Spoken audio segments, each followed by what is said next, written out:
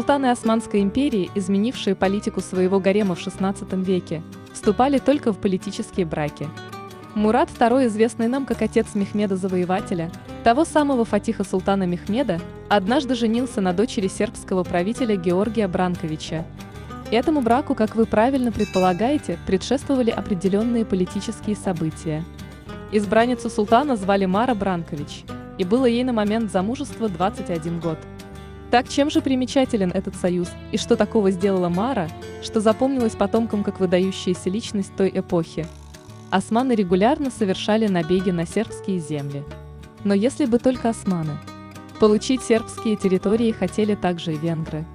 Таким образом, Сербия была зажата в тугие тиски с обеих сторон, и рано или поздно ей пришлось бы выбирать, под чьим гнетом она все-таки окажется. Отец Мары Георгий Бранкович решил попытаться усидеть на двух стульях сразу и выдал одну свою дочь, Мару, за Мурада, а вторую Катрину за венгерского графа. Но, как мы помним из истории, османы и венгры также были непримиримыми врагами, и план по сохранению сербских земель за счет выгодных политических союзов оказался провальным. Что же произошло после свадьбы султана с Марой Хатун? Мурад был старше своей сербской супруги на 15 лет. Вряд ли он планировал этот союз, как это было в случае с царицей Тамарой, о которой я на днях рассказывала. Но отец Мары передал в наследство Мураду за брак приличные сербские территории, на что султан был согласен. Итак, Мара была христианкой. Она не приняла ислам, оттого про нее часто говорят, как о женщине между двух религий. Ходят слухи о том, что брак как таковой был только на бумаге. Несмотря на то, что Мурад Маре благоволил, та никогда на ложе султана так и не попала. Здесь хочу отметить, что в приданное Мара получила не только земли отца. Георгий выложил за свою дочь почти $30 миллионов. Однако Мураду эти деньги были не нужны, и они остались в распоряжении у Мары. Рассказывая о Маре Хатун, нельзя не отметить ее отношения в гареме.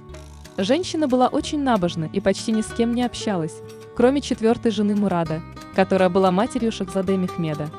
Дружба двух женщин была настолько крепкой, что Мехмед называл Мару своей второй мамой. Имя матери Мехмеда Завоевателя до сих пор является спорным у историков. Однако доподлинно известно, что Фатих в своих письмах в гарем называл Мару мамой. Но она ему была мачехой. Вскоре после завоевания большей части Сербии, братья Мара Гругу и Стефан, находившиеся у Мурада в плену, были ослеплены, как пишется, по причине обвинения в заговоре. Когда Мара узнала об этом инциденте, она бросилась к султану с криками и обвинениями. Что интересно, Мурад женщину за столь неподобающее поведение не наказал, даже наоборот сказал, что сожалеет о содеянном, и в ответ приказал ослепить палача, который покалечил ее братьев. Но вряд ли Мару это обрадовало. Однако возникает серьезный вопрос. Неужели Мара была столь важна для султана и могла так сильно влиять на политику?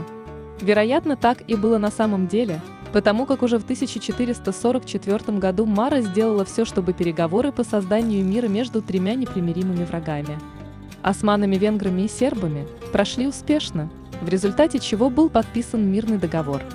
Вскоре Мурад умер, и на трон взошел его сын Мехмед. Тот, как мы уже знаем, очень тепло относился к своей мачехе, ведь его мать давно уже умерла, и у Мехмеда никого по сути из близких не осталось. Наложницы отца Завоевателя были выданы замуж, иных попросту освободили.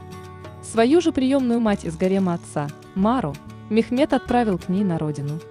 Народ Сербии принял Мару с почестями, после чего она зажила спокойно и набожно.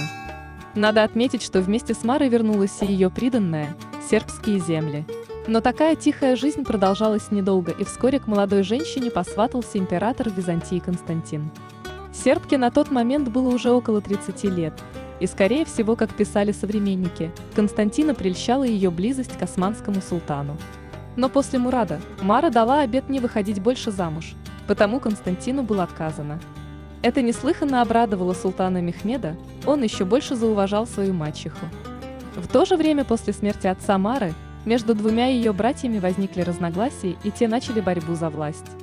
Мара была напугана и просила Мехмеда принять ее обратно в Османскую империю. Приемный сын Мары, Фатих Султан Мехмед, принял свою мачеху. Он подарил ей монастырские земли в Македонии и город Ежево с прилегающими селами. Мара прожила еще 36 лет после смерти султана Мурада и 6 лет после смерти пасынка Мехмеда Завоевателя. Умерла эта легендарная женщина в преклонном возрасте 70-75 лет, похоронена в монастыре Святой Марии. А на сегодня все. Не пропускайте главное. Подписывайтесь на канал и посещайте вкладку «Сообщество», чтобы узнавать про Османскую империю то, что остается за кадром наших видео.